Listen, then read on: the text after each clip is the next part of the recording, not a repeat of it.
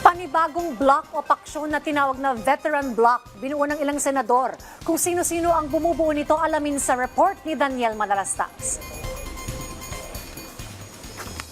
May bagong bloke ang nabuo ngayon sa Senado. Ito ay ang veteran block. Kinumpirma yan ni Senator Juan Miguel Zubiri. Ani Zubiri, 4 silang kasama sa veteran block na binubuo ng mga veteranong mamabatas.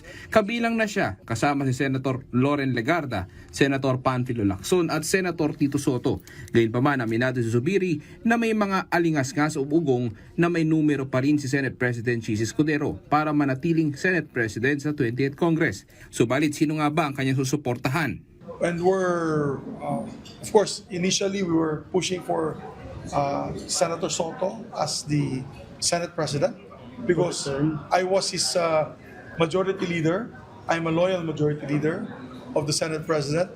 So, many of course, gossip have been coming out stating that Senate President Escudero has 13 votes, 13 signatures. He may have the 13 signatures, but I'm hoping and praying that at the end of the day, we all decide to have a Senate President that will continue its independence as a last bastion of democracy.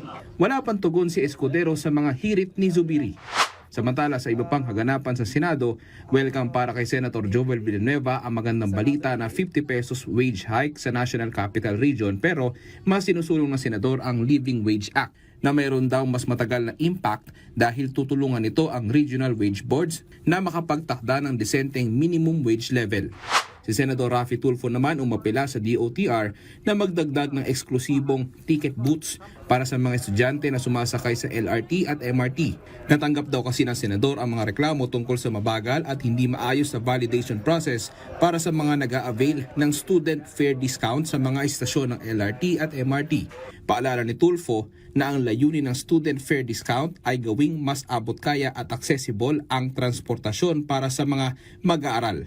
Si Senator Panfilo Lacson naman naghain ng panukalang batas na mas magbibigay proteksyon sa kabataan sa masama umanong epekto ng overexposure sa social media.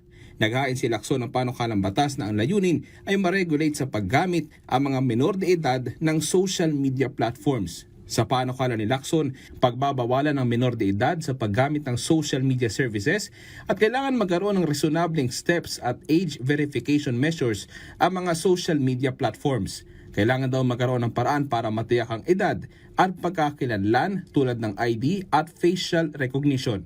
Daniel Manalastas para sa Pambansang TV sa Bagong Pilipinas.